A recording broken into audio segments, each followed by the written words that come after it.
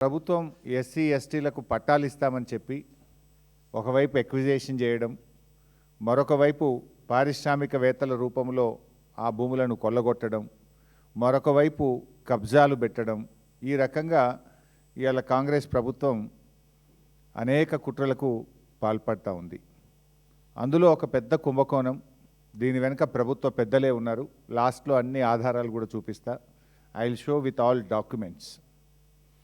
రక్షకుడే భక్షకుడైంది. ఇక్కడ భూములను కాపాడవలసిన వాడే భక్షిస్తున్నాడు.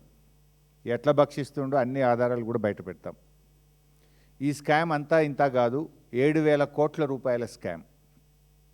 హైదరాబాద్ నడుబొడ్డున 7,000 కోట్ల రూపాయల భూ కుంభకోణానికి ఈ ప్రభుత్వ పెద్దలు దాంట్లో భాగస్వాములు.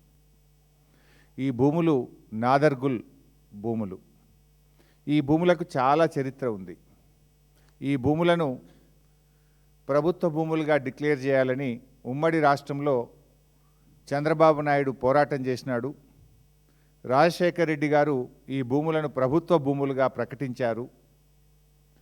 కేసీఆర్ గారి ప్రభుత్వం ఈ భూములను రక్షించింది. ఇప్పుడు వచ్చిన రేవంత్ రెడ్డి ప్రభుత్వం భక్షిస్తున్నది. చంద్రబాబు పోరాటం, కాంగ్రెస్ నాటి వైఎస్ఆర్ ప్రభుత్వ భూములుగా డిక్లేర్ చేయడం, 10 ఏళ్ల బీఆర్ఎస్ ప్రభుత్వం ఈ భూములను రక్షించడం, అధికారంలో వచ్చిన 10 రోజుల్లోనే ఈ భూముల మీద కన్నుబడి ఈ భూములను భక్షించే కార్యక్రమానికి నేటి రేవంత్ రెడ్డి ప్రభుత్వం పాల్పడతా ఉంది.